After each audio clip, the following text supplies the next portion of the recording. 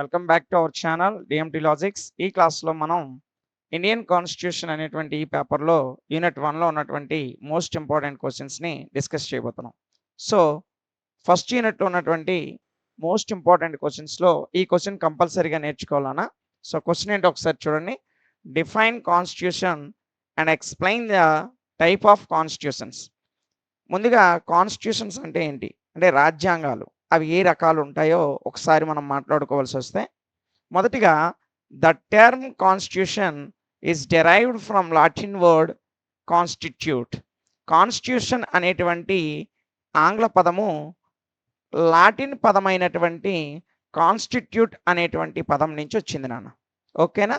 So ఈ constitute అంటే అర్థం ఏంటంటే టు ఎస్టాబ్లిష్ అని అర్థం. ఓకేనా? కాన్స్టిట్యూషన్ అనేటువంటి ఆంగ్ల పదము లాటిన్ వర్డ్ అయినటువంటి కాన్స్టిట్యూట్ అనే పదం నుంచి వచ్చింది. దీని అర్థం ఏంటంటే టు ఎస్టాబ్లిష్ అంటే స్థాపించడము అని అర్థం. ఓకేనా? Next, a constitution is set of fundamental principles according to which a country can be governed. ఈ కాన్స్టిట్యూషన్ ఏం చేస్తుందంటే ఇది కొన్ని సూత్రాలని, నియమాలని, నిబంధనలని కలిగి ఉంటుంది. ఎందుకు సార్ అంటే ఒక ప్రభుత్వం అనేది గవర్న్ చేయడానికి ఒక దేశము ఏ విధంగా పరిపాలించబడాలి, ఒక రాష్ట్రము ఏ విధంగా పరిపాలించబడాలి, అదేవిధంగా స్థానిక ప్రభుత్వాలు కూడా ఏ విధంగా పరిపాలించాలి అనేటువంటి విషయాలన్నిటికీ సంబంధించినటువంటి నియమ నిబంధనలతో కూడినటువంటి ఒక పుస్తకాన్నే మనం కాన్స్టిట్యూషన్గా చెప్తాం. ఓకేనా?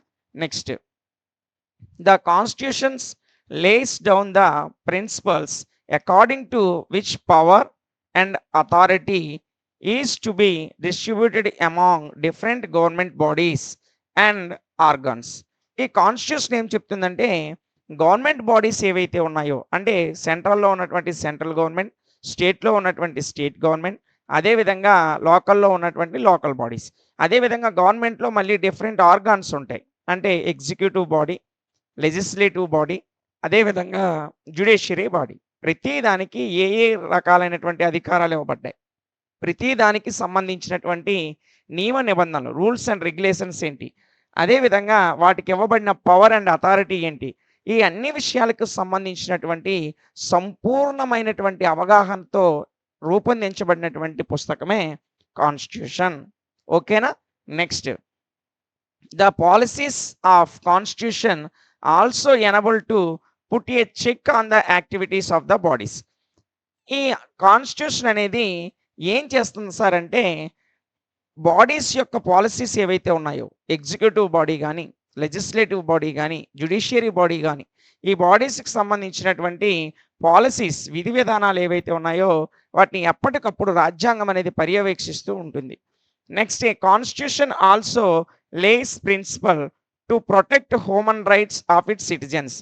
ఒక దేశంలో ఉన్నటువంటి రాజ్యాంగము ఆ దేశ ప్రజల యొక్క హక్కులని, హ్యూమన్ రైట్స్, మానవ హక్కులు ఏవైతే ఉన్నాయో ఆ హక్కులని కాపాడుతూ ఉంటుంది. ఓకేనా? నెక్స్ట్ చూద్దాం నాన్న. దీని యొక్క డెఫినేషన్స్ మనం ఒకసారి చూసుకున్నట్లయితే అస్టిన్ అనేటువంటి మేధావి ఏ విధంగా కాన్స్టిట్యూషన్ని డిఫైన్ చేశాడో ఒకసారి చూద్దాం. Constitution as that which fixes the structure of the supreme government. Constitution అనేది ఒక సుప్రీం గవర్నమెంట్ యొక్క అంటే అత్యున్నతమైన పరిపాలనా అధికారం కలిగినటువంటి ఒక దేశ సార్వభౌమాధికారాన్ని తెలియజేస్తుంది. అదేవిధంగా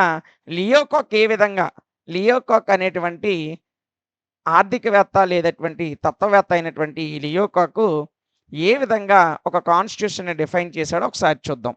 constitution is the form of government. ఈయన సింపుల్గా గవర్నమెంట్ యొక్క రూపమే కాన్స్టిట్యూషన్ అని చెప్పాడు. ఓకేనా? ఎవరు చెప్పారు ఈ మాట? లియోకాక్ చెప్పాడు. అదేవిధంగా జార్జ్ కార్న్వెల్ ఈయన కాన్స్టిట్యూషన్ ఏ విధంగా డిఫైన్ చేశాడంటే the constitution as the arrangement and distribution of sovereign power in the community or the form of government. వివిధ రకాల కమ్యూనిటీలకు కానీ, వివిధ రకాల గవర్నమెంట్ స్ట్రక్చర్, బాడీ స్ట్రక్చర్స్ ఏవైతే ఉన్నాయో వాటికి కానీ ఇవ్వబడినటువంటి అంటే డిస్ట్రిబ్యూషన్, పంచబడిన లేదా అరేంజ్ చేయబడినటువంటి పవర్స్ ఏదైతే ఉన్నాయో ఆ పవర్స్ని తెలియజేసేదే రాజ్యాంగము అని ఈ యొక్క జార్జ్ కార్నవెల్ అనేటువంటి తత్వవేత్త నిర్వచించాడన్న. ఓకేనా? ఇవి కాన్స్టిట్యూషన్‌కి సంబంధించినటువంటి డెఫినిషన్స్. ఓకేనా? ఇక్కడ మనం జాగ్రత్తగా చూసినట్లయితే మనకు ముఖ్యంగా ఇది ఇంపార్టెంట్. ఏంటంటే టైప్స్ ఆఫ్ కాన్స్టిట్యూషన్స్, రాజ్యాంగాల్లో ఉన్నటువంటి రకాలేంటి? ఇవి 2 రకాలుగా ఉంటాయి నాన్న. ఫస్ట్ వన్ వచ్చేసి రిటన్ అండ్ అన్‌రిటన్ కాన్స్టిట్యూషన్స్. అంటే కొన్ని దేశాలకి రాతపూర్వకమైనటువంటి రాజ్యాంగాలు కలిగి ఉంటాయి.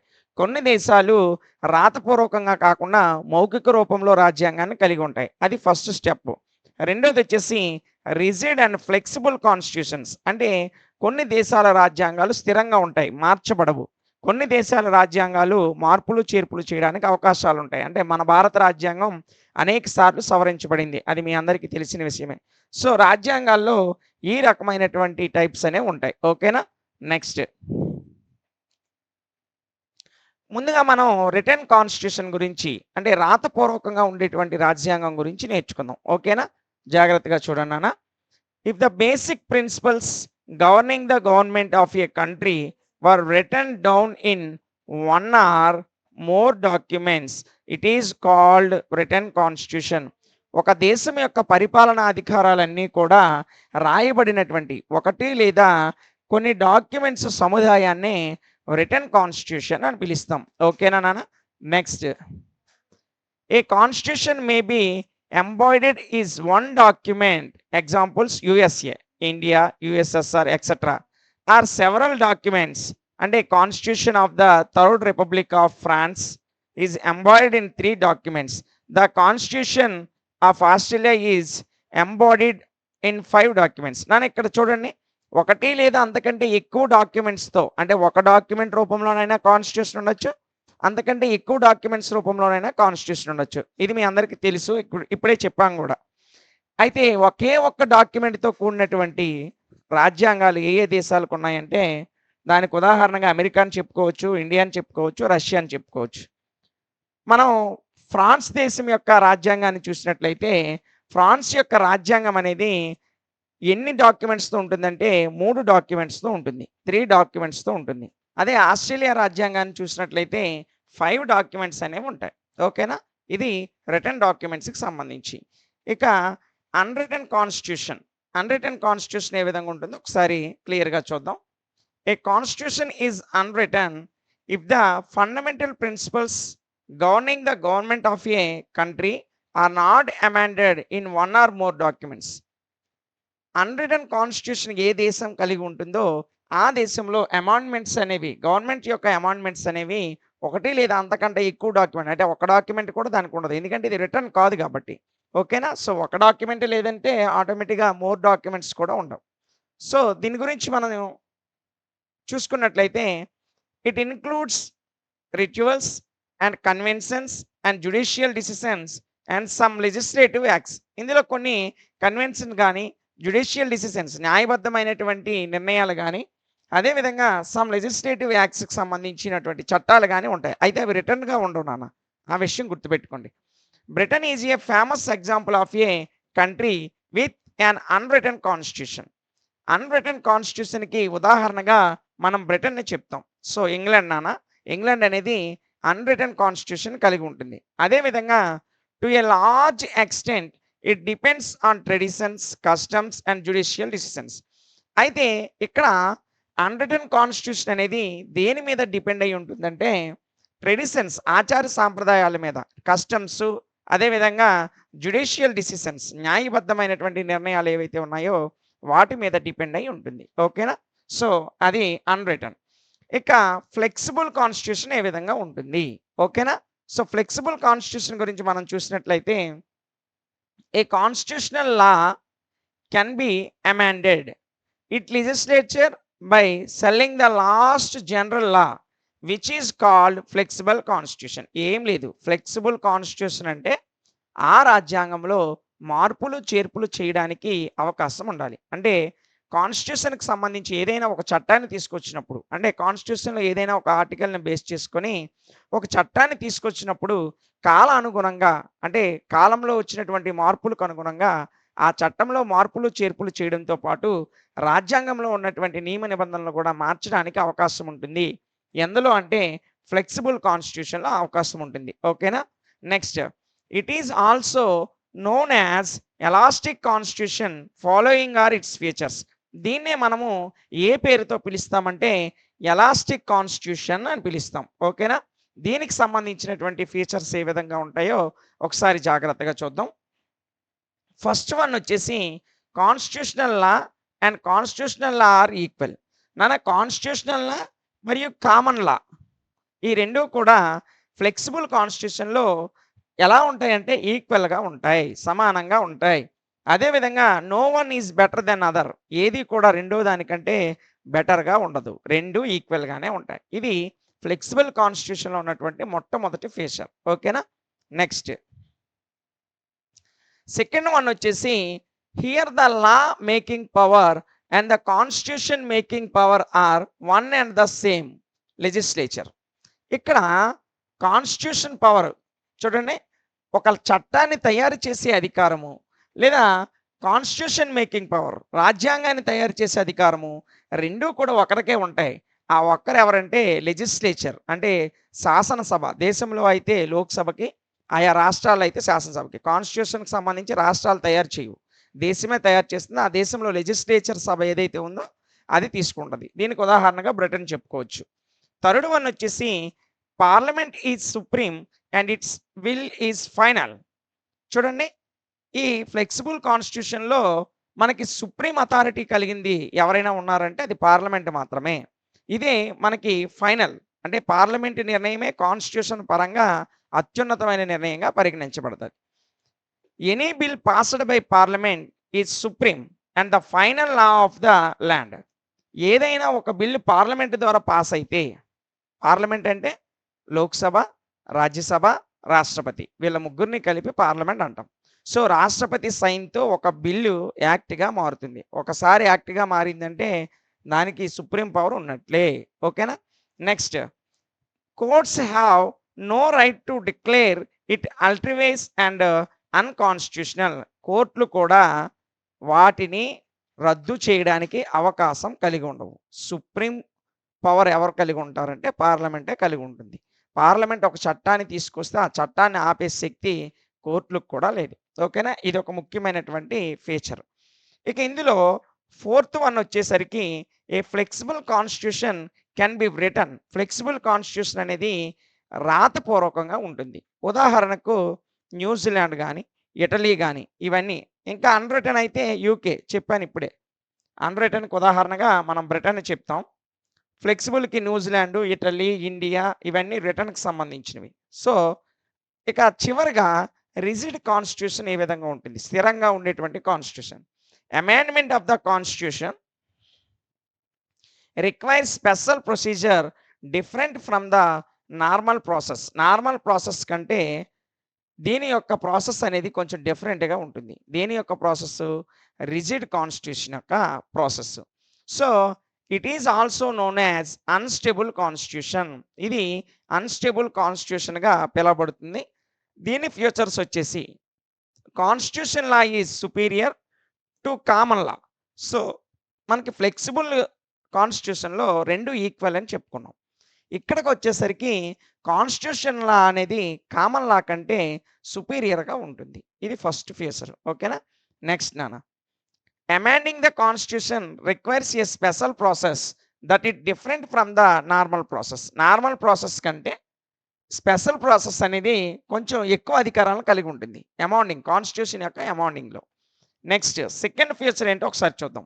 Constitution law is made by A special body.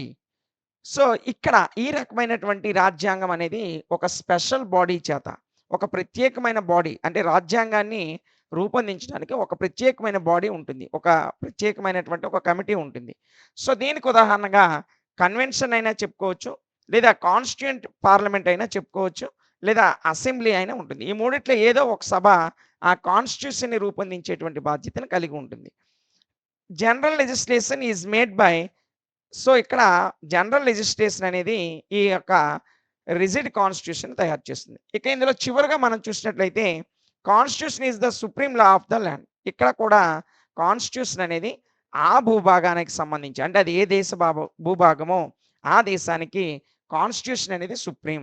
So flexible అయితే పార్లమెంట్ అనేది సుప్రీం. ఇక్కడేమో కాన్స్టిట్యూషన్ అనేది సుప్రీం. ఓకేనా? Next, courts can declare any law passed by parliament as illegal or ultra vires if it conflicts with the provisions of the constitution. ఈ రకమైనటువంటి రాజ్యాంగం ఏ దేశాలు కలిగి ఉంటాయో, ఏ రాజ్యాంగం రిజిడ్ కాన్స్టిట్యూషన్ని ఏ దేశాలు అయితే కలిగి ఉంటాయో ఆ దేశాలు పార్లమెంట్ చేసినటువంటి చట్టాలని కోర్టులు రద్దు చేసేటువంటి అధికారాన్ని కలిగి ఉంటాయి. అదే ఫ్లెక్సిబుల్కి అయితే ఆ యొక్క అధికారం కోర్టులకు లేదు. ఓకేనా? Next, constitution must be return. ఇక్కడ కూడా రాజ్యాంగం అనేది ఖచ్చితంగా రాయబడి ఉంటుంది. దీనికి ఉదాహరణగా యుఎస్ఏని కానీ, స్విట్జర్లాండ్ని కానీ, ఫ్రాన్స్ని కానీ, ఇండియా ఆర్ సమ్ ఎగ్జాంపుల్స్, కొన్ని దేశాలని దీనికి ఉదాహరణగా చెప్పుకోవచ్చు. ఇందాక ఫ్లెక్సిబుల్కి ఇండియా చెప్పుకున్నాం, సో రిజిడ్కి ఇండియా నాన్న. ఓకేనా? సో ఇవి కాన్స్టిట్యూషన్లో ఉన్నటువంటి డిఫరెంట్ టైప్స్. సో రిటర్న్ చెప్పుకున్నాం, అన్ రిటర్న్ చెప్పుకున్నాం, ఫ్లెక్సిబుల్ చెప్పుకున్నాం, అదేవిధంగా రిజిడ్ కాన్స్టిట్యూషన్ గురించి కూడా చెప్పుకున్నాం. సో కాన్స్టిట్యూషన్ అంటే ఏంటి, దానిలో ఉన్న టైప్స్ అన్నీ కూడా మనం పూర్తిగా నేర్చుకున్నాం. ఒకటికి 2 సార్లు చూడండి, చాలా ఈజీగా ఉంటుంది. ఇలా అనేసరికి క్వశ్చన్ వచ్చేస్తుంది. ఓకేనా? Discuss the meaning, definition, origin and principle of constitution. Constitution యొక్క మీనింగ్ ఏంటి, దాని యొక్క డెఫినేషన్ ఏంటి, అదేవిధంగా దాని ఆరిజిన్ ఏంటి, లేకపోతే దాని ప్రిన్సిపల్ ఏంటి, ఈ విషయాలన్నింటినీ వివరించమని చెప్పాడు. ఓకేనా? సో చాలా చాలా ఇంపార్టెంట్ క్వశ్చన్ అన్న. ఈ ఫస్ట్ యూనిట్ నుంచి కాన్స్టిట్యూషన్ గురించి ఖచ్చితంగా ఒక ఎస్సే, ఒక షార్ట్ ఆన్సర్ అడుగుతాడు. కాబట్టి దీనికి సంబంధించి మోస్ట్ ఇంపార్టెంట్ క్వశ్చన్స్ ఏవైతే ఉన్నాయో వాటినే మనం ఇక్కడ డిస్కస్ చేస్తాం. ఓకేనా? సో చూడండి దీని ఆన్సర్ ఏంటో ఒకసారి. The term constitution comes through the French from the Latin word constitution used regulations and orders. Constitution అనే పదము ఫ్రెంచ్ పదం నుంచి, దానికంటే ముందు లాటిన్ పదం నుంచి వచ్చింది. ఈ కాన్స్టిట్యూషన్ అనేది కొన్ని రూల్స్ అండ్ రెగ్యులేషన్స్ని, కొన్ని ఆర్డర్స్ని కలిగి ఉంటుంది. ఓకేనా? Next, such as the imperial enactments, అంటే కాన్స్టిట్యూషన్స్ నాన్న. ఇంపీరియల్ ఇనాక్ట్మెంట్స్ అంటే కాన్స్టిట్యూషన్స్ అనే ఇక్కడ అర్థం. ఓకేనా? Later the term was widely used in a common law or an important determination especially issued by the pope. So ఇప్పుడు మనం ముఖ్యంగా చెప్పాలంటే now referred as an apostolic constitution. నన్ను ఇక్కడ చూడండి జాగ్రత్తగా. కాన్స్టిట్యూషన్ అనే పదము ఫ్రెంచ్ పదం నుంచి, ఫ్రెంచ్ ఫ్రమ్ ద లాటిన్ పదం నుంచి ఫ్రెంచ్లోకి, ఫ్రెంచ్ నుంచి ఆంగ్లంలోకి ఈ పదం అనేది వచ్చింది. సో మొట్టమొదటిసారిగా కాన్స్టిట్యూషన్ అనేది కాన్స్టిట్యూట్ అనే లాటిన్ పదం నుంచి వచ్చింది. ఆల్రెడీ మనం దీని గురించి డిస్కస్ చేసాం. సో వీటిల్లో ముఖ్యంగా ఇప్పుడు దీన్ని విస్తృతంగా ఎలా ఉపయోగిస్తున్నారంటే కాన్స్టిట్యూషన్ అనే పదాన్ని కామన్ లా లేదా ఇంపార్టెంట్ డిటర్మినేషన్ అనేటువంటి పేరులో, అనేటువంటి అర్థంలో ఎక్కువగా దీన్ని ఉపయోగిస్తున్నారు. దీన్ని కాన్స్టిట్యూషన్ అనే పదాన్ని ముఖ్యంగా పోప్ చేత, అంటే క్రైస్తవ మత పెద్ద ఆ పోప్ చేత ఈ కాన్స్టిట్యూషన్ అనేది ఏ విధంగా పిలువబడిందంటే అపోస్తలిక్ కాన్స్టిట్యూషన్, అపోస్తుల యొక్క రాజ్యాంగం అనే పేరుతో పిలువబడింది. ఓకేనా? Next, meaning of constitution. Constitution యొక్క అర్థం ఏంటో ఒకసారి చూసినట్లయితే, a constitution is an aggregate of decrees fundamental principles of polity. నాన్న ఇక్కడ decree fundamental principles or polity అంటే ఒక దేశంలో ప్రజలకు ఇవ్వబడినటువంటి హక్కులు కానీ, ఫండమెంటల్స్ ప్రాథమిక హక్కులు లేదా ప్రాథమిక విధులు లేదా వారికి ఉన్నటువంటి నియమ నిబంధనలు, ఒక దేశం ఏ విధంగా పరిపాలించబడాలి, ఈ అన్ని అంశాలతో కూడినటువంటి ఒక వ్యవస్థ ఏదైతే ఉందో దాన్ని కాన్స్టిట్యూషన్ అనే పేరుతో పిలుస్తాం. ఓకేనా? నెక్స్ట్ చూడండి నాన్న. Organisations are other type of initiative and commonly determine how the initiative to be governed.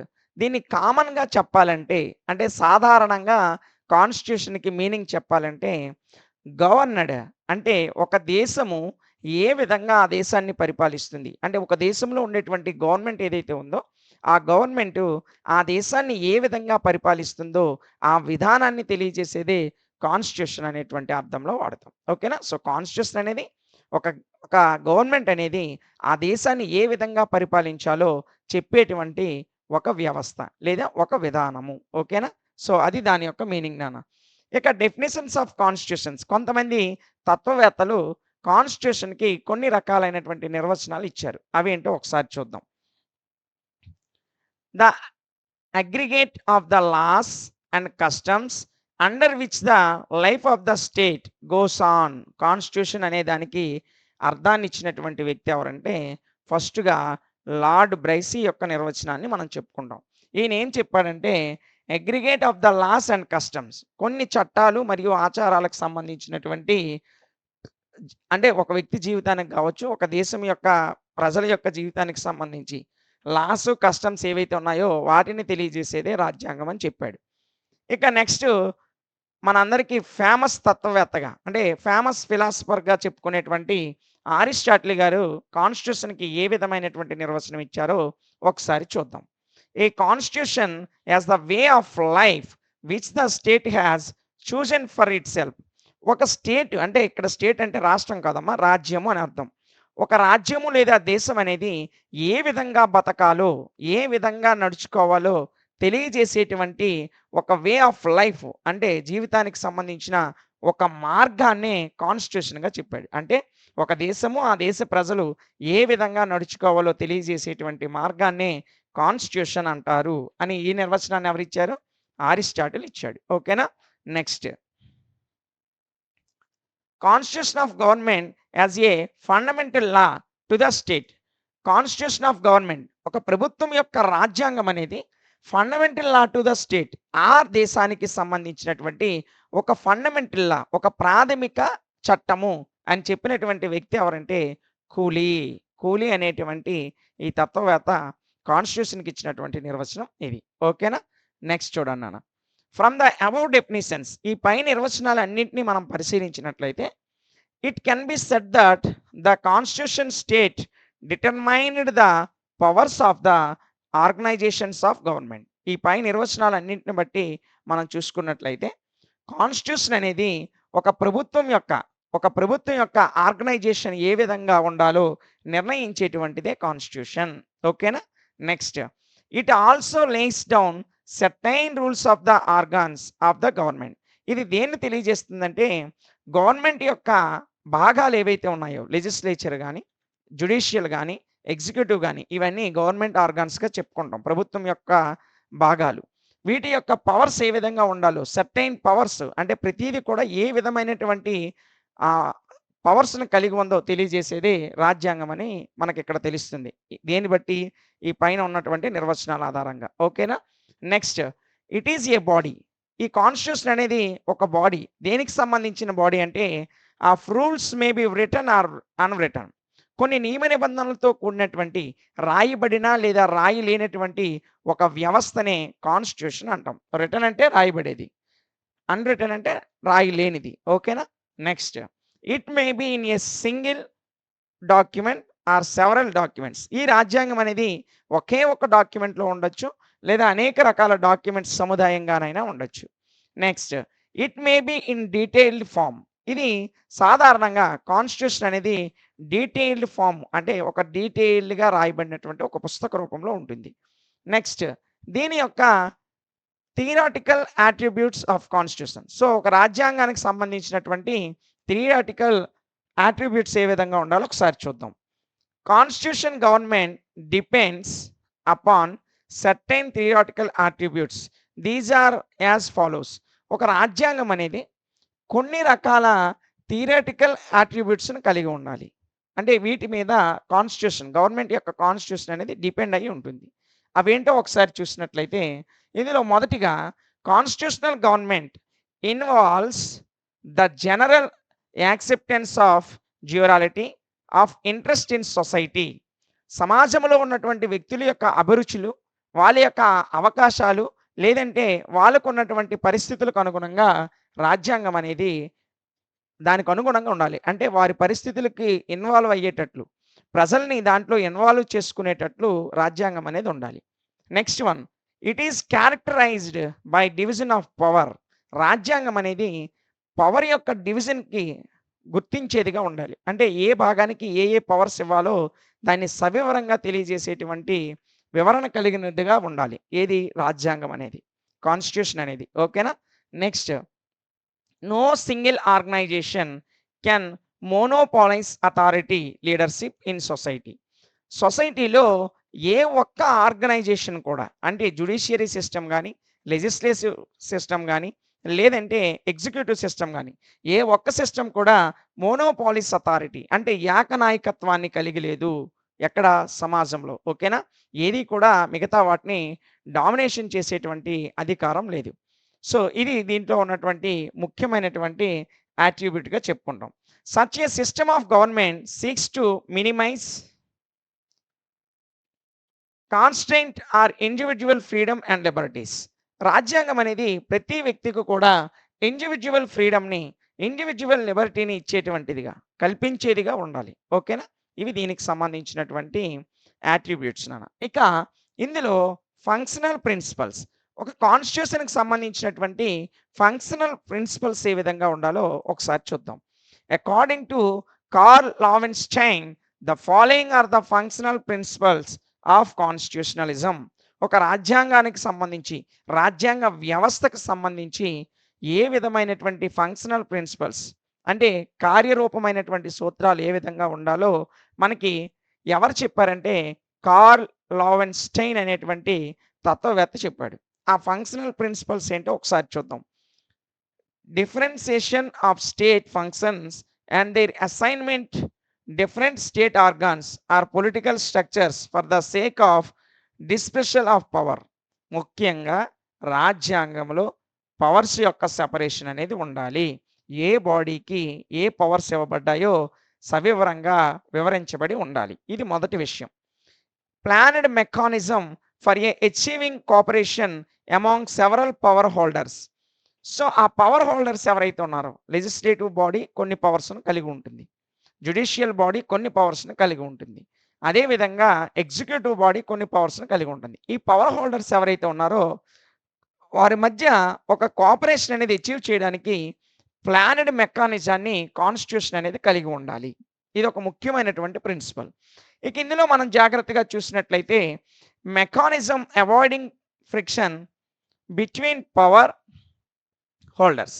So ఇక్కడ పవర్ హోల్డర్స్ మధ్య అవాయిడింగ్ ఫ్రిక్షన్స్ ఏదైతే ఉందో దానికి సంబంధించినటువంటి మెకానిజం కూడా రాజ్యాంగం కలిగి ఉండాలి. ఓకేనా? ఇక చివరగా ఇందులో చూసుకున్నట్లయితే a method to adjust the constitution peacefully to changing socio political conditions for avoiding revolutions. తిరుగుబాటుల్ని, వ్యతిరేకతనాన్ని అణిచివేసే విధంగా, సామాజిక రాజకీయ అసమానతలను తొలగించే విధంగా రాజ్యాంగం అనేది కాన్స్టిట్యూషనల్ అడ్జస్ట్‌మెంట్ కలిగి ఉండాలి. అంటే రాజ్యాంగం అనేది మార్పులు, చేర్పులకు అనుగుణంగా ఉండాలి. సో ఎప్పుడూ కూడా ఏ వ్యక్తుల నుంచి, ఏ సమూహం నుంచి, లేదా ఏ జాతి నుంచి గానీ, ఏ ప్రాంతం నుంచి తిరుగుబాట్లు వచ్చేటట్టు ఉండకూడదు. వాటన్నిటిని కంట్రోల్‌లో పెట్టుకునే విధంగా, అందరికీ సమాన అవకాశాలు కల్పించే విధంగా రాజ్యాంగం అడ్జస్ట్ చేసుకుంటూ ఉండాలి. Next incorporation of fundamental freedom. Fundamental ఫ్రీడమ్‌కి సంబంధించి ఇన్‌కార్పొరేషన్ అనేది ఉండాలి. ఓకేనా? సో ముఖ్యంగా రాజ్యాంగం ఏం చెప్తుందంటే ఒక దేశ రాజ్యాంగం అనేది ఆ దేశం యొక్క పౌరులకి, సిటిజన్స్ ఎవరైతే ఉన్నారో ఆ సిటిజన్స్‌కి అన్ని రకాలైనటువంటి ప్రాథమిక హక్కులు కల్పించగలిగి ఉండాలి. సో ఎప్పుడు కూడా ప్రధానంగా రాజ్యాంగం యొక్క ముఖ్య ఉద్దేశ్యం ఏంటంటే ఈక్వాలిటీ. ప్రజలందరూ సమానమనేటువంటి భావాన్ని ఒక దేశ రాజ్యాంగం అనేది కలిగి ఉండాలి. ఇవి దీనికి సంబంధించినటువంటి functional principles. What is the meaning of constitution? Constitution యొక్క అర్థం ఏంటి? Explain the evolution of constitution. Constitution యొక్క ఎవల్యూషన్‌ని ఎక్స్‌ప్లెయిన్ చేయమని అడిగాడు. ఈ క్వెషన్ కూడా చాలా చాలా ఇంపార్టెంట్. చాలా ఈజీగా ఉంటుంది. షార్ట్ అండ్ స్వీట్‌గా ఉంటుంది. ఒక 5 నిమిషాలు మీ కాన్సంట్రేషన్ దీని మీద పెడితే ఈజీగా వచ్చేస్తుంది.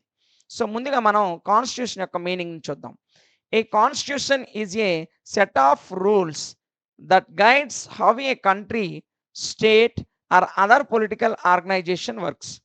ఒక రాజ్యాంగం అనేది కొన్ని రూల్స్‌తో కూడుకున్నటువంటి ఒక బుక్కు, ఒక పుస్తకం. ఇది ఏం చేస్తుందంటే గైడ్స్ ద కంట్రీ, ఒక దేశాన్ని గానీ, లేదా ఒక రాష్ట్రాన్ని గానీ, లేదా పొలిటికల్ ఆర్గనైజేషన్స్ ఏవైతే ఉన్నాయో అవి ఏ విధంగా పనిచేయాలో తెలియజేసేటువంటి ఒక వ్యవస్థే కాన్స్టిట్యూషనల్ సిస్టమ్. ఓకేనా? Next the constitution May tell what the branches of the government are, what powers they have and how they work. So ఈ కాన్స్టిట్యూషన్ అనేది ఏం చెప్తుందంటే what the branches of the గవర్నమెంట్లో ఏ ఏ బ్రాంచెస్ ఉన్నాయో తెలియజేస్తుంది. What the powers of they have, ఆ branches ఏ ఏ పవర్స్‌ని కలిగి ఉన్నాయో తెలియజేస్తుంది. అండ్ హౌ దే వర్క్, అదే విధంగా ఆ బ్రాంచెస్ ఏ విధంగా పనిచేయాలో కూడా తెలియజేస్తుంది. ఈ విషయాలన్నీ తెలియజేసేటువంటి వ్యవస్థే కాన్స్టిట్యూషన్. ఓకేనా? Next, it may also state the rights of citizens. ఇది ఆ పౌరులకు ఇవ్వబడినటువంటి ఏ దేశం అయితే ఆ రాజ్యాంగాన్ని కలిగి ఉందో ఆ రాజ్యాంగం అనేది అక్కడ ఉన్నటువంటి సిటిజన్స్ ఎవరైతే ఉన్నారో, పౌరులు ఎవరైతే ఉన్నారో ఆ దేశ పౌరులకి కల్పించబడినటువంటి రైట్స్ గురించి తెలియజేస్తుంది. The government other laws are not allowed to disagree with the constitution. కాన్స్టిట్యూషన్కి వ్యతిరేకంగా ఏ గవర్నమెంట్ ఏ యొక్క చట్టాన్ని తీసుకొచ్చినా అది అగ్రీ కాబడదు, అది డిసగ్రీ కాబడుతుంది. సో రాజ్యాంగానికి విరుద్ధంగా ఏ ప్రభుత్వం కూడా ఏ చట్టాలను కూడా తీసుకురాకూడదు. ఏ చట్టాన్ని తీసుకొచ్చినా కాన్స్టిట్యూషన్కి అనుగుణంగానే తీసుకురావాలి. ఓకేనా? Next, the constitution may be amended or change, but this is generally more difficult to do than passing an ordinary law. రాజ్యాంగం అనేది స్థిరంగా ఉండొచ్చు లేదా మార్పులు చేర్పులకు గురి కావచ్చు. ఒకవేళ మార్పులు చేర్పులు చేయాల్సి వస్తే అది కొంచెం డిఫికల్టీగా ఉంటుంది ప్రభుత్వానికి. ఎందుకు డిఫికల్టీగా ఉంటుందంటే ఆ బిల్ అనేది పార్లమెంట్లో పాస్ కావాలి. పార్లమెంట్లో బిల్ పాస్ అవ్వకుండా కాన్స్టిట్యూషన్ని చేంజ్ చేయడానికి కానీ కాన్స్టిట్యూషన్లో అమెండ్మెంట్స్ తీసుకురావడానికి కూడా అవకాశం లేదు. ఓకేనా? Next, evolution of constitution. Constitution యొక్క ఎవల్యూషన్ ఏ విధంగా ఉంటుందో ఒకసారి చూద్దాం. The first people to think about constitutions for the ancient Greeks. మొట్టమొదటిసారిగా కాన్స్టిట్యూషన్ అనే పదము ఎక్కడ ఉద్భవించింది, రాజ్యాంగం అనే పదము ఎక్కడ ఉద్భవించిందంటే గ్రీకులో ఉద్భవించింది. గ్రీకులే మొట్టమొదటిసారిగా ఈ కాన్స్టిట్యూషన్ అనేటువంటి ఆలోచన చేశారు. రాజ్యాంగం అనే ఆలోచన మొదటిగా చేసిన వారు ఎవరండి అంటే గ్రీకులన. ఓకేనా? They established a form of democracy in which some of the people had a say in how the government was run. So మొట్టమొదటిసారిగా డెమోక్రసీ అనేది కూడా ఎక్కడ స్టార్ట్ అయింది సార్ అంటే గ్రీస్లోనే స్టార్ట్ అయింది. గ్రీకులే ప్రజాస్వామ్యం అనే పదాన్ని తీసుకొచ్చింది వాళ్ళే. వాళ్ళే కొంతమంది ప్రజలు ఒక దేశాన్ని కానీ ఆ దేశ ప్రభుత్వం గవర్నమెంట్ ఏదైతే ఉందో ఆ గవర్నమెంట్ని ఏ విధంగా రన్ చేయాలో అనేటువంటి ఆలోచనని తీసుకొచ్చిన వారు కూడా గ్రీకులే. ఓకేనా? Next, for 100 of years after this, కొన్ని వందల సంవత్సరాల తర్వాత అంటే డెమోక్రసీ సిస్టమ్ని గ్రీకులు పరిచయం చేసినటువంటి కొన్ని వందల సంవత్సరాల తర్వాత, however most people were ruled by the people, had no rights and they had no say in governed. So అయినప్పటికీ కూడా చాలా ప్రాంతాల్లో కొంతమంది ప్రజలకు ఏ విధమైనటువంటి హక్కులు కల్పించకుండా పరిపాలించేవారు. ఓకేనా? భారతదేశంలో కూడా రాజులు పరిపాలించేటప్పుడు కానీ బ్రిటిష్ వారు పరిపాలించేటప్పుడు కానీ మహమ్మదీయులు పరిపాలించేటప్పుడు కానీ ముస్లిం పాలకులు పరిపాలించినప్పుడు కానీ ప్రజలకు ఏ విధమైనటువంటి హక్కులు కల్పించబడలేదు. సో ఇక్కడ చూడండి, eventually that began to change. అయితే కాలానుగుణంగా ఈ ఈ సిస్టమ్ ఏదైతే ఉందో ఈ సిస్టంలో మార్పులు రావడం అనేది జరిగింది. ఇన్ 1215లో the land owners in England were upset with they cruel and greedy ruler King John. ఇంగ్లాండ్లో ల్యాండ్ ఓనర్స్ ఎవరైతే ఉన్నారో భూస్వాములు ఎవరైతే ఉన్నారో వారిని పరిపాలిస్తున్నటువంటి అప్పటి రాజు కింగ్ జాన్కి వాళ్ళు కొంచెం అసంతృప్తిగా ఉన్నారు. ఎందుకంటే ఆయన వీళ్ళకి ఏ విధమైనటువంటి హక్కులు కనిపించలే. ఎప్పుడు 1215 ఆ ప్రాంతంలో 1200 సంవత్సరం అంటే దాదాపు ఒక 800 సంవత్సరాల కిందట. ఓకేనా? They banded together and forced the king to sign a document that guaranteed them certain rights. అయితే వీళ్ళందరూ రాజు మీద ఒత్తిడి తీసుకొచ్చారు. ఎవరు తీసుకొచ్చారు? ల్యాండ్ ఓనర్స్ ఎవరైతే ఉన్నారో వాళ్ళు భూస్వాములందరూ కలిపి రాజు మీద ఒత్తిడిని తీసుకొచ్చి, దేనికోసం ఒత్తిడిని తీసుకొచ్చారంటే వాళ్ళకి కొన్ని గ్యారంటీడ్ దెమ్ సర్టైన్ రైట్స్ అంటే కొన్ని హక్కులు వారికి కల్పిస్తూ ఒక డాక్యుమెంట్ ఏదైతే ఏర్పాటు చేసుకున్నారో ఆ డాక్యుమెంట్ మీద సైన్ చేసే విధంగా, అంటే వారికి కొన్ని హక్కులు కల్పిస్తూ సంతకం చేసే విధంగా వీళ్ళందరూ కూడా ల్యాండ్ ఓనర్స్ అందరూ కూడా 1215 ఆ సంవత్సరంలో అప్పుడు ఆ ఇంగ్లాండ్ని పరిపాలిస్తున్న కింగ్ జాన్ని కొంచెం ఫోర్స్ చేశారు. అయితే next document was called Magna Carta. ఆ హక్కులతో కూడినటువంటి డాక్యుమెంట్ ఏదైతే ఉందో దాన్ని హిస్టరీలో మాగ్నా కార్టా అంటాం. ఎందుకు మాగ్నా కార్టా అంటామంటే ఇది ప్రజల యొక్క హక్కులకు సంబంధించిన మొట్టమొదటి పత్రం. 1215లో కింగ్ జాన్ ప్రజలకి కొన్ని హక్కులు కల్పిస్తూ, వాళ్ళకి కొన్ని హక్కులు, కొన్ని నియమ నిబంధనలను సవరిస్తూ వాళ్ళకిచ్చినటువంటి రాజపత్రమే మాగ్నా కార్టా. అంటే ఈ ఈ సన్నివేశం జరిగినప్పుడే ప్రజలకి మొట్టమొదటిసారిగా హక్కులు కల్పించబడింది. ఓకేనా? So, Magna Carta served as a model for many future constitutions. So, ఎప్పుడైతే ఈ హక్కులు కల్పించినటువంటి మాగ్నా కార్టా ఉందో, ఈ మాగ్నా కార్టా అనేది అనేక దేశాల యొక్క రాజ్యాంగానికి సంబంధించిన విధి విధానాలు తెలియజేయడంలో ఒక మూలముగా చెప్పుకుంటాం. అంటే ఫస్ట్ అదే దాన్ని ఇన్‌స్పైర్‌గా తీసుకొని చాలా రాజ్యాంగాలు రూపొందించబడ్డాయి. ఓకేనా? Next certain rights. అదే విధంగా కొన్ని రకాల హక్కులు ప్రజలకు కల్పించడానికి కూడా ఇదే ఆదర్శంగా నిలిచింది. ఓకేనా? Next the Magna Carta served as a model for many future constitutions. ఇప్పుడే చెప్పాం. చాలా రకాలైనటువంటి కాన్స్టిట్యూషన్‌కి మాగ్నా కార్టా అనేది ఇన్‌స్పైర్‌గా నిలిచింది. అదే విధంగా ఒక ఫండమెంటల్ బేసిక్ లాగా, అంటే ఒక ఫండమెంటల్ ఆధారం లాగా, ఒక ప్రాథమిక ఆధారం లాగా నిలిచింది. ఓకేనా? Next in the 1600s and 1700s 1600, 1700 సంవత్సరంలో thinkers like John Locke England and Rousseau in France wrote about an idea called the social contract. కొంతమంది తత్వవేత్తలు 1600, 1700 సంవత్సరంలో కొంతమంది ఆలోచన పరులు, మేధావులు లేదా తత్వవేత్తలు లైక్ జాన్ లాక్, రూసో లాంటి వ్యక్తులు ఈ యొక్క రైట్స్‌కి సంబంధించి, కాన్స్టిట్యూషన్ అనేటువంటి విషయానికి సంబంధించి అనేక ఆలోచనలు చేశారు. ముఖ్యంగా దీని గురించి ఒక పుస్తకంలో రాయబడింది. అదే సోషల్ కాంట్రాక్ట్. ఈ సోషల్ కాంట్రాక్ట్ అనే బుక్‌ని రూసో అనేటువంటి తత్వవేత్త రాశాడు. ఇది మీకు కాంపిటేటివ్ ఎగ్జామినేషన్‌లో చాలా బాగా ఉపయోగపడుతుంది. ఓకేనా? రూసో యొక్క రచన ఏది అంటే సోషల్ కాంట్రాక్ట్. ఓకేనా? So, this idea states that people give up their freedom to do anything they want in return for the protection of a stable government. ఈ సోషల్ కాంట్రాక్ట్ ఏం తెలియజేస్తుందంటే ప్రజలు వాళ్ళకి నచ్చిన పని వాళ్ళు చేసుకోవడానికి కొన్ని హక్కులు కలిగి ఉన్నారు. వాళ్ళ యొక్క హక్కుల్ని స్టేబుల్ గవర్నమెంట్ నుంచి ప్రొటెక్ట్ చేసుకునే అధికారాన్ని కూడా ప్రజలు కలిగి ఉన్నారు అనే విషయాలన్నీ కూడా ఈ సోషల్ కాంట్రాక్ట్‌లో తెలియజేయబడ్డాయి. ఓకేనా? So, these thinkers influenced the writing of the US constitution in 1787. ఈ రకమైనటువంటి మేధావులందరూ కూడా 1787లో అమెరికా రాజ్యాంగము ఏర్పడడానికి ప్రధానమైనటువంటి వ్యక్తులుగా నిలిచారు. ఓకేనా? సో, ఇది దీనికి సంబంధించినటువంటి వివరణ. ఇక మోడర్న్ కాన్స్టిట్యూషన్స్ అంటే ప్రస్తుత కాలంలో, ఆధునిక కాలంలో మోడర్న్ కాన్స్టిట్యూషన్స్ ఏ విధంగా ఉన్నాయి. The US constitution took the effect in 1789. America రాజ్యాంగం అనేది 1789లో ఎఫెక్ట్ కాబడింది. అంటే ప్రభావితం కాబడింది. ఇక్కడ మనం జాగ్రత్తగా చూసినట్లయితే it is now the oldest written constitution. ప్రస్తుతము ప్రపంచంలో ఓల్డెస్ట్ కాన్స్టిట్యూషన్‌గా దేన్ని చెప్తామంటే అమెరికా కాన్స్టిట్యూషన్‌ని చెప్తాం. ఓకేనా? Next it has set pattern for many other countries. ఇది ఒక ప్యాటర్న్‌ని ఇతర దేశాలకు రాజ్యాంగ సంబంధమైన విషయాల్లో ఒక ప్యాటర్న్ కలుగజేసేదిగా ఉంది. ఓకేనా నాన్న? Next today almost all countries have written constitution. ప్రస్తుత కాలంలో చూసినట్లయితే చాలా దేశాలు కూడా రిటన్ కాన్స్టిట్యూషన్‌ని కలిగి ఉంటాయి. అంటే రాతపూర్వకమైనటువంటి రాజ్యాంగాల్ని కలిగి ఉన్నాయి. ఓకేనా?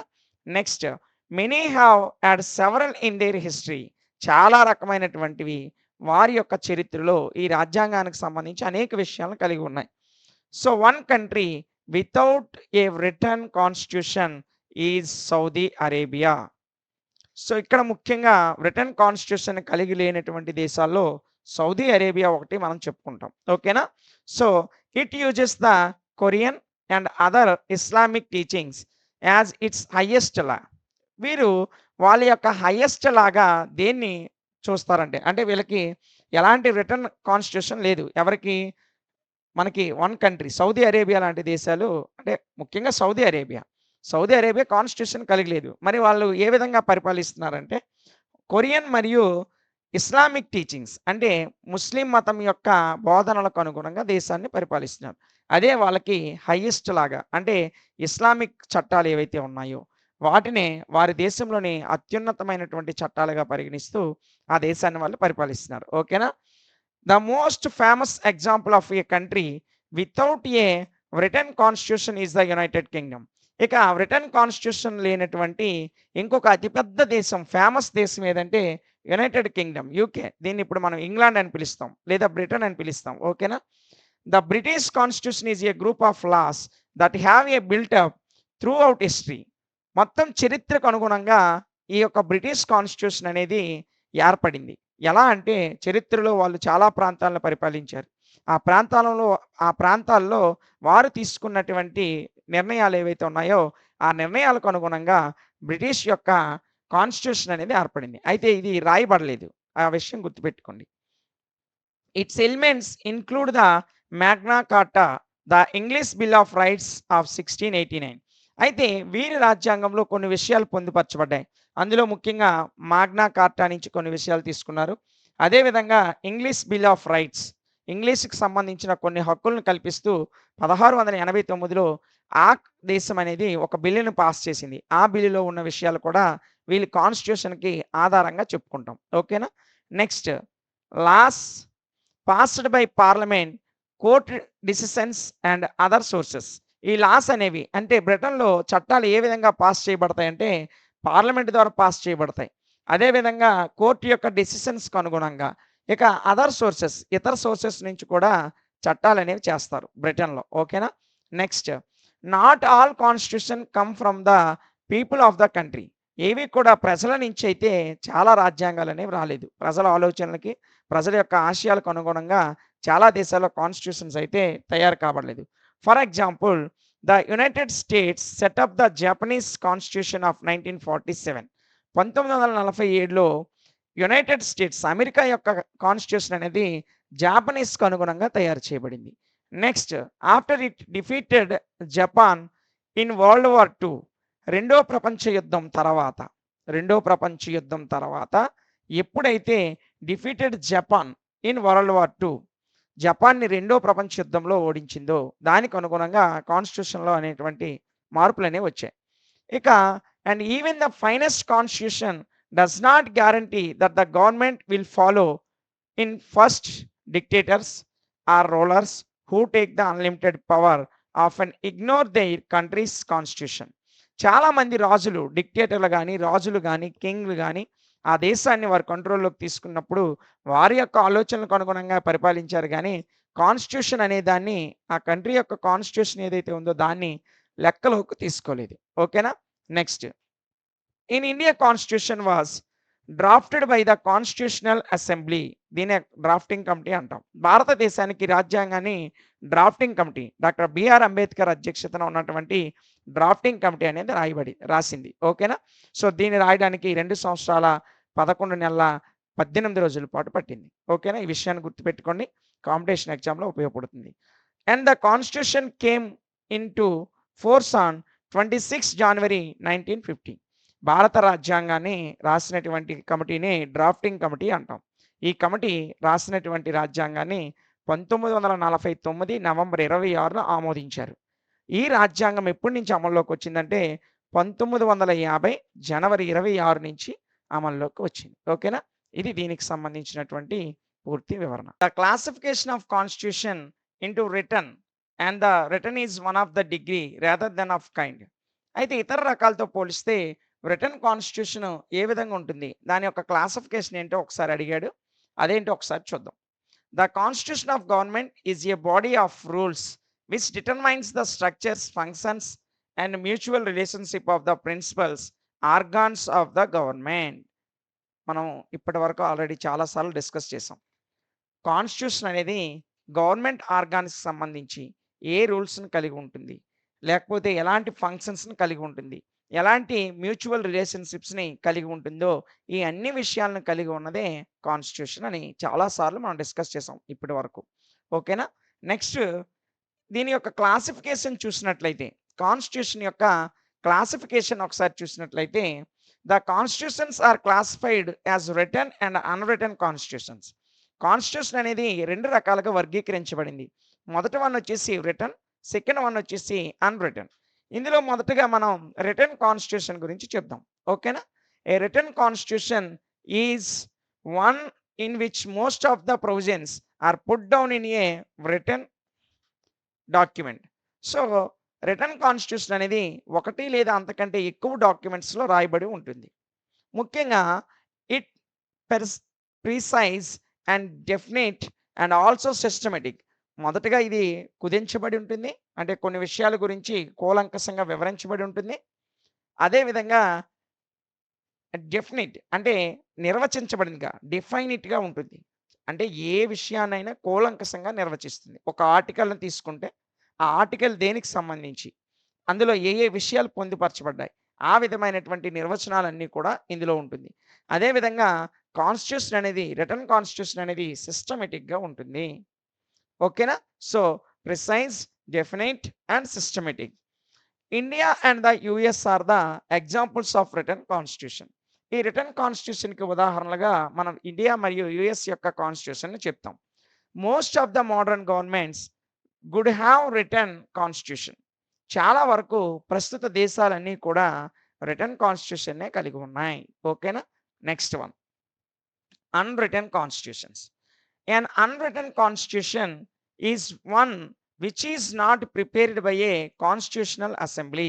అన్రిటన్ కాన్స్టిట్యూషన్ అనేది కాన్స్టిట్యూషన్ అసెంబ్లీ అంటే ఒక డ్రాఫ్టింగ్ కమిటీ చేత రూపొందించబడలేదు. ఇది అన్రిటన్ కాన్స్టిట్యూషన్ అనేది. ఓకేనా? Next, it is product of history and result of evolution. ఈ అన్రిటన్ కాన్స్టిట్యూషన్ అనేది హిస్టరీ యొక్క ప్రోడక్ట్‌గా, లేదంటే దాని యొక్క ఎవల్యూషన్ ఏదైతే ఉందో, ఆ ఎవల్యూషన్ యొక్క ఫలితంగా వచ్చినదే. అంటే చరిత్రలో జరిగినటువంటి సంఘటనలకు అనుగుణంగా వచ్చినదే ఈ అన్‌రిటన్ కాన్స్టిట్యూషన్. అంతేగాని దాన్ని ఏ డ్రాఫ్టింగ్ కమిటీ కూడా రాయలేదు. ఓకేనా? Next, it consists of customs and conventions, traditions and some written laws such as Magna Carta. ఈ అన్‌రిటన్ కాన్స్టిట్యూషన్ అనేది మాగ్నా కార్టా లాంటి కొన్ని రిటన్ లాస్‌కు అనుగుణంగా, అదే విధంగా కొన్ని కస్టమ్స్ మరియు కన్వెన్షన్‌కి అనుగుణంగా, అదే విధంగా ట్రెడిషన్స్ ఏవైతే ఉన్నాయో, సాంప్రదాయాలు ఏవైతే ఉన్నాయో వాటికి అనుగుణంగానే ఏర్పడబడింది గానీ, ఇది రాతపూర్వకమైనదైతే కాదు. ఓకేనా? Next, bill of rights 1689 and parliament act of 1911 and 1949. బ్రిటన్‌లో ఇంగ్లీష్ బిల్ ఆఫ్ రైట్స్ 1969లో వచ్చింది. అదేవిధంగా పార్లమెంట్ యాక్ట్ 1911లో బ్రిటిష్ వారు తీసుకొచ్చారు. అదేవిధంగా 1949లో మనకి కొన్ని చట్టాలు వచ్చాయి. The UK is the only example of an unwritten constitution. Unwritten కాన్స్టిట్యూషన్‌కి మనము దేని ఉదాహరణగా చెప్తామంటే యునైటెడ్ కింగ్డమ్‌ని చెప్తాం. ఇక్కడ కేవలము ఎవరు కూడా రాసింది కాదు. సో, బిల్ ఆఫ్ రైట్స్ నుంచి, అదేవిధంగా పార్లమెంట్ యాక్ట్ నుంచి, అదేవిధంగా 1949లో, సో, ఈ 2 సంవత్సరాల్లో పార్లమెంట్ యాక్ట్ వచ్చింది. 1911లో వచ్చింది, 49లో వచ్చింది. వాటికి అనుగుణంగా మాగ్నా కార్టా లాంటి కొన్ని ప్రముఖమైనటువంటి బిల్లులకు అనుగుణంగానే అన్‌రిటన్ కాన్స్టిట్యూషన్ వచ్చింది గానీ, దాన్ని ఏ డ్రాఫ్టింగ్ కమిటీ గానీ, ఏ లెజిస్లేచర్ అసెంబ్లీ గానీ రాయలేదు. ఓకేనా? ఆ విషయాన్ని గుర్తుపెట్టుకోండి. రిటన్ కాన్స్టిట్యూషన్‌కి ఉదాహరణగా ఇండియా, యూఎస్ఏ అని చెప్తే, అన్‌రిటన్ కాన్స్టిట్యూషన్‌కి ఉదాహరణగా మనం బ్రిటన్‌ని, యూకేని చెప్తాం. ఓకేనా? ఇది ఇందులో ఉన్నటువంటి విషయం. ఇంకా దీని గురించి లోతుగా వెళ్ళినట్లయితే, రిటన్ కాన్స్టిట్యూషన్‌కి, అన్‌రిటన్ కాన్స్టిట్యూషన్‌కి ఉన్నటువంటి డెఫినిషన్స్ రాస్తే ఖచ్చితంగా మనకి ఎస్ఏ క్వెషన్‌లో ఫుల్ మార్క్స్ అనేవి ఖచ్చితంగా పడతాయి. ఈ రెండిట్ల డిఫరెన్సెస్ ముందుగా రాద్దాం. ఒక 4, 5. ఒకవేళ మీకు ఇది షార్ట్ ఆన్సర్ క్వెషన్‌కి ఇస్తే ముందు ఎక్కడి వరకు చెప్పుకున్నామో అక్కడ వరకు రాస్తే సరిపోతుంది.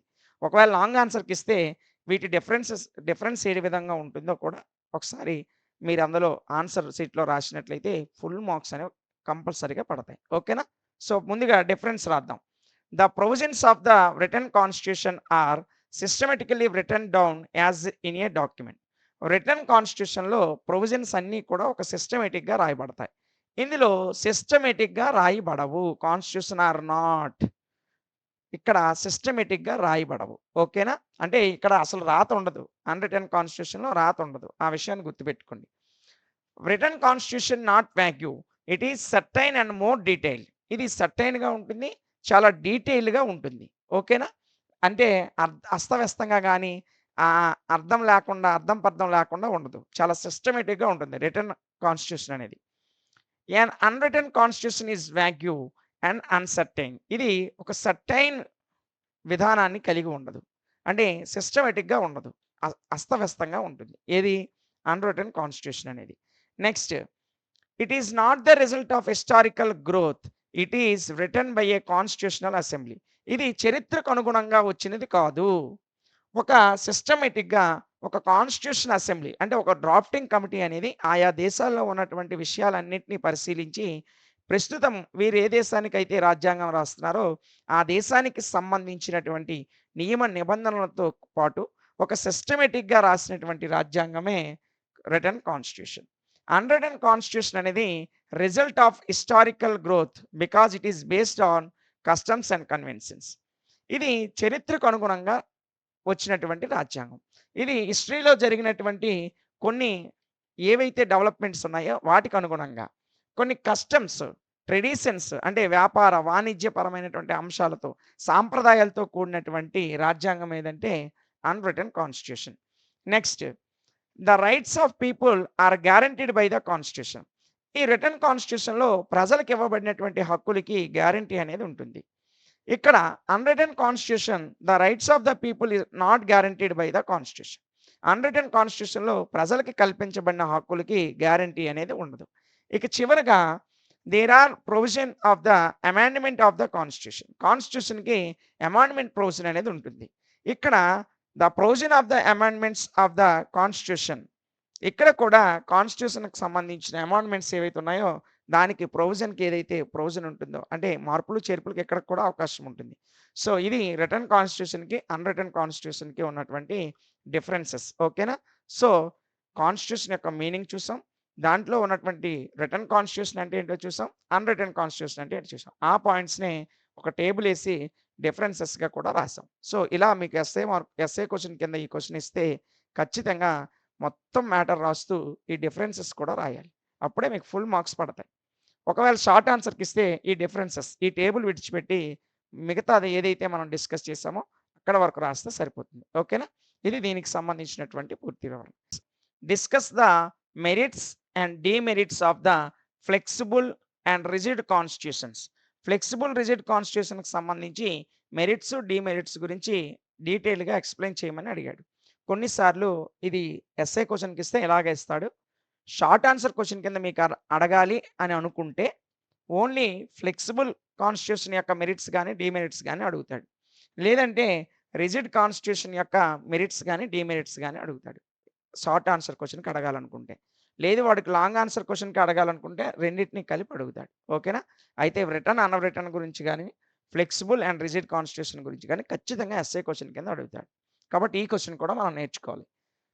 On the basis of the amendment procedure, Lord Bracy classified constitution as flexible and rigid constitutions.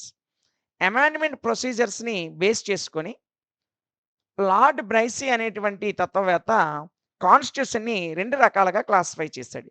ఆ 2 ఏంటంటే అందులో ఒకటొచ్చేసి ఫ్లెక్సిబుల్, సెకండ్ వన్ వచ్చేసి రిజిడ్. సో, ముందుగా merits of flexible constitution. Flexible constitution యొక్క ఉపయోగాలేంటో ఒకసారి చూద్దాం. ఓకేనా? చూడండి నాన్న.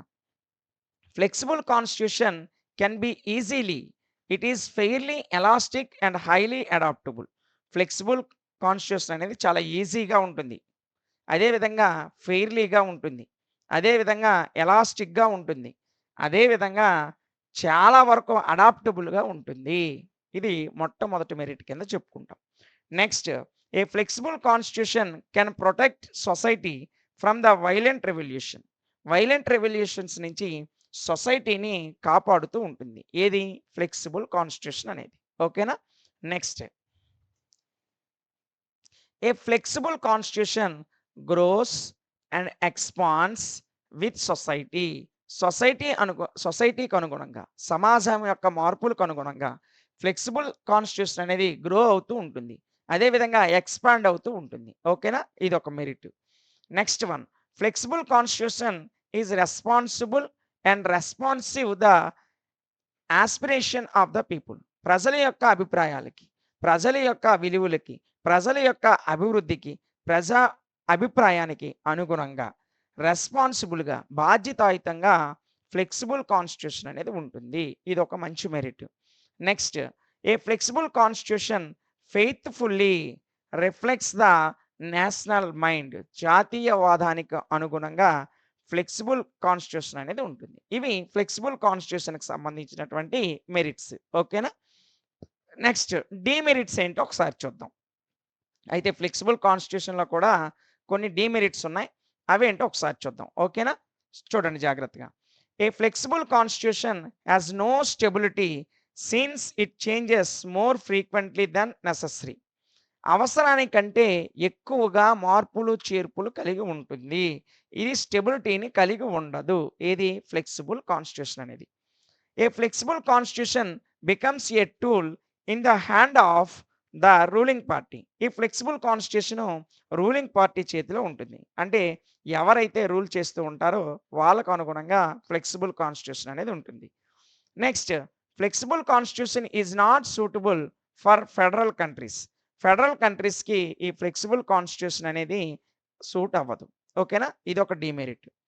Flexible constitution cannot guarantee the rights and liberties of the people. Flexible constitution అనేది ప్రజలకు సంబంధించిన హక్కులకి కానీ వాళ్ళ యొక్క లిబర్టీకి కానీ ఏ విధమైనటువంటి గ్యారంటీ ఇవ్వదు.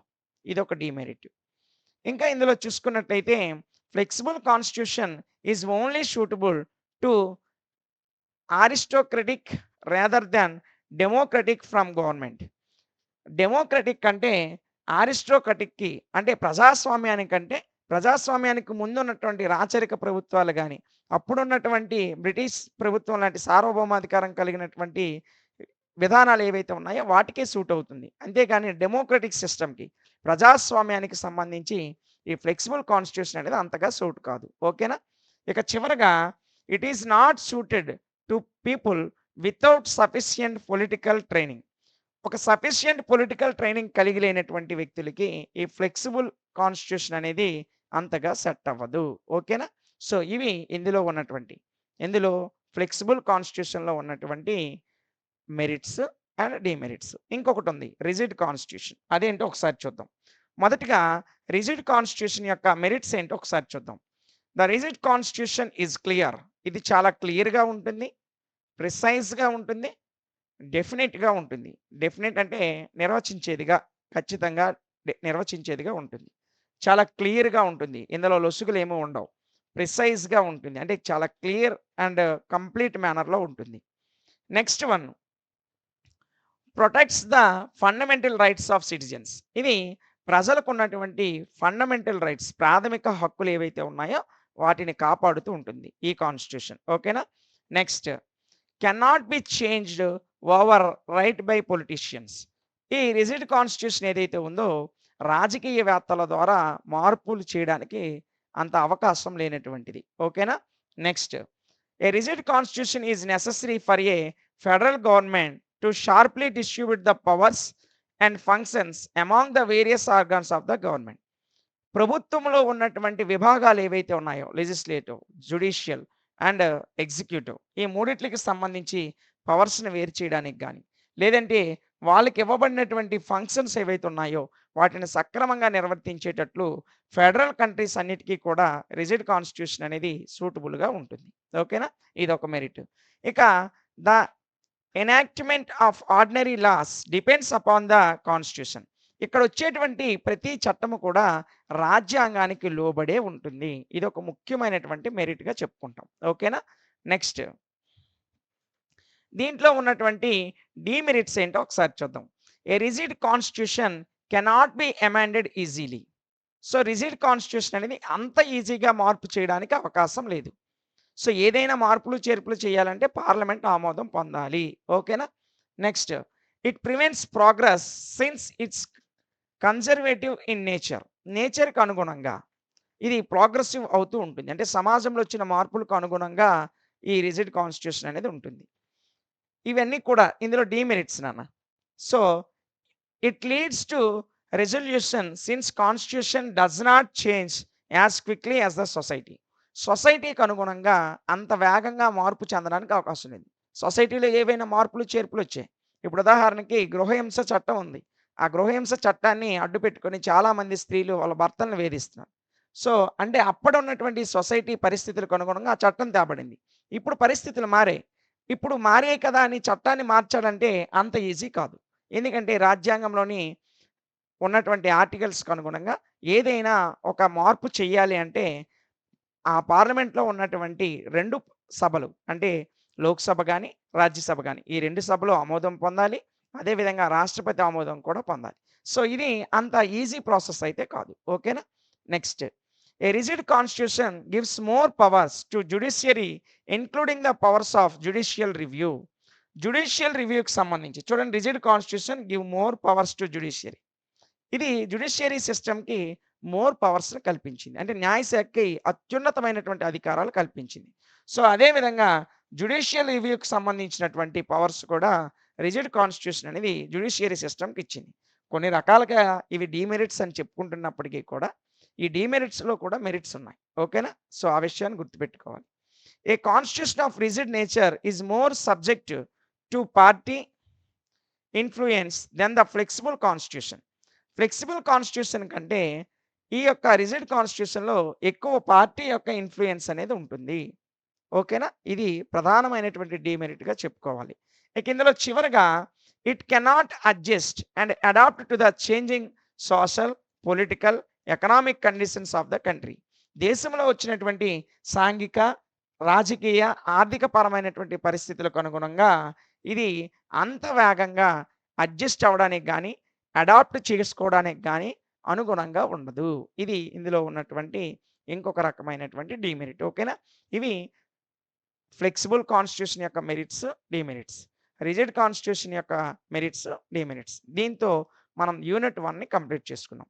ఇందులో మనం డిస్కస్ చేసిన ప్రతి క్వెషన్‌ని 1కి 2 సార్లు విని జాగ్రత్తగా మీరు ప్రిపేర్ అయినట్లయితే రేపు ఎగ్జామ్‌లో మంచి స్కోర్ చేయడానికి అవకాశం ఉంటుంది. దీంతో మనం ఫస్ట్ యూనిట్‌ని కంప్లీట్ చేసుకున్నాం. నెక్స్ట్ క్లాస్‌లో సెకండ్ యూనిట్‌లో ఉన్నటువంటి మోస్ట్ ఇంపార్టెంట్ క్వెషన్స్‌తో మరలా కలుద్దాం. Thank you.